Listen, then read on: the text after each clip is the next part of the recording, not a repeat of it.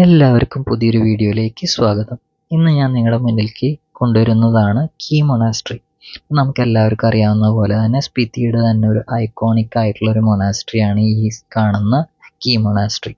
ഈ key monastery എന്ന് പറയുന്നത് 11th സെഞ്ച്വറിയിൽ സ്റ്റാർട്ട് ചെയ്തിട്ടുള്ള ഒരു മൊണാസ്ട്രിയാണ് കേട്ടോ. അതീഷ എന്ന് പറയുന്ന ഒരു പഴയകാലത്ത് ബുദ്ധിസ്റ്റ് ടീച്ചർ സ്റ്റാർട്ട് ചെയ്തിട്ടുള്ള ഒരു മൊണാസ്ട്രിയാണ്. പക്ഷേ ഇതൊക്കെ കാണണമെങ്കിൽ ഇത് കണ്ടോ, ഈ ഒരു ഭാഗം ഇത് ഇവിടുത്തെ ഒരു പുതിയ പ്രെയർ ഹോളാണ്. ഇത് ദലൈലാമ 2000 ഇനാഗ്രേറ്റ് ചെയ്തിട്ടുള്ള ഒരു പ്രെയർ ഹോളാണ്.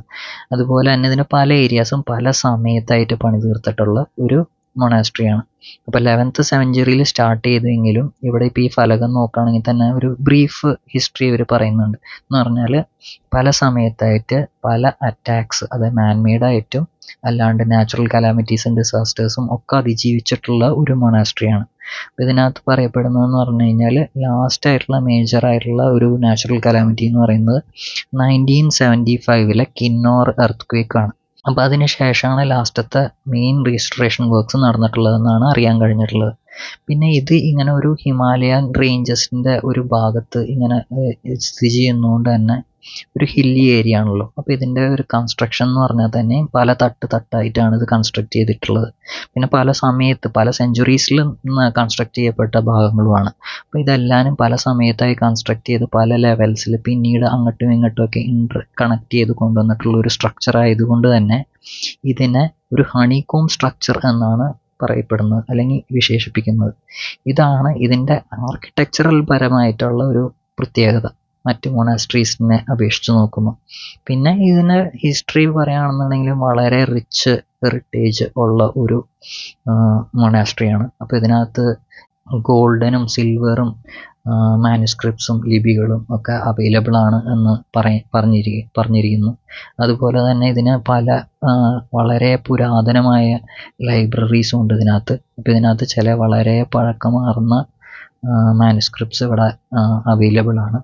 അതുപോലെ തന്നെ പല സമയത്തായിട്ട് ഉണ്ടാക്കിയത് കൊണ്ട് തന്നെ ഇതിൻ്റെ ചില ഭാഗങ്ങൾ, അതായത് 11th 17th ഒക്കെ സെഞ്ച്വറിയിൽ ഉണ്ടാക്കിയിരിക്കുന്ന ഭാഗങ്ങൾ ഉണ്ടാക്കിയിരിക്കുന്ന വിധവും വ്യത്യസ്തമാണ്. അതായത് ഇതിൻ്റെ പ്ലാസ്റ്ററിങ് ആയിക്കോട്ടെ, അല്ലെങ്കിൽ ആ റൂമിൻ്റെ സ്ട്രക്ചർ ആയിക്കോട്ടെ, വളരെ ഇടുങ്ങിയ വാതിലും പിന്നെ അതേപോലെ തന്നെ വളരെ ചെറിയൊരു മുറി, ഗുഹ പോലത്തെ വളരെ ചെറിയൊരു മുറിയും അങ്ങനത്തെയൊക്കെ ഡിറ്റാച്ച്ഡ് ആയിട്ട് മെഡിറ്റേഷൻ പ്രാക്ടീസ് ചെയ്യാൻ വേണ്ടിയിട്ടുള്ള ഏരിയാസൊക്കെ ഉള്ള കൺസ്ട്രക്ഷൻസ് ഇതിനകത്ത് തന്നെ പല ഈറയിലുള്ള കൺസ്ട്രക്ഷൻസ് കാണാൻ പറ്റുന്ന ഒരു യൂണീക്ക് ആയിട്ടുള്ള ഒരു മൊണാസ്ട്രിയാണ്.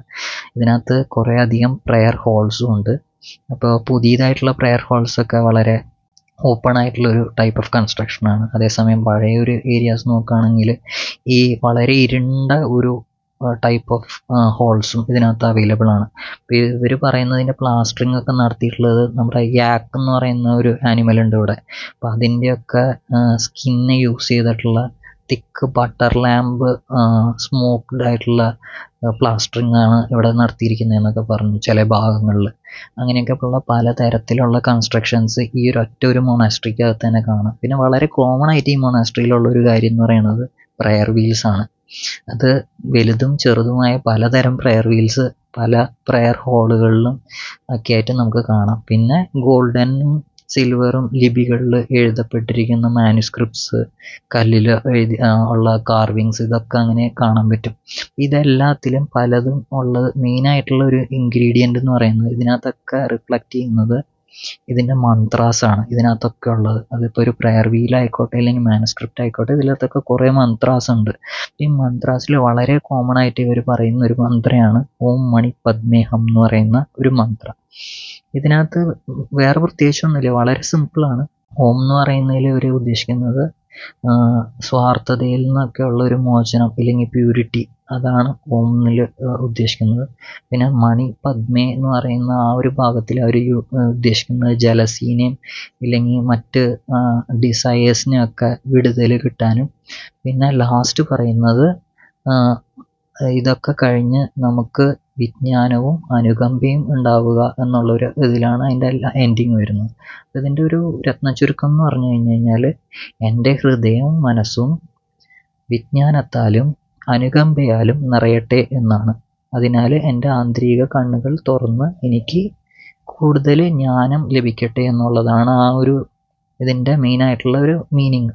അപ്പോൾ ആ ഒരു അവേക്കനിങ് ആണ് നമുക്കും ഈ പറയുന്ന മൊണാസ്ട്രീസൊക്കെ കാണുമ്പോൾ നമുക്കും ഉണ്ടാവേണ്ടത് നമ്മുടെ ജീവിതത്തിൽ.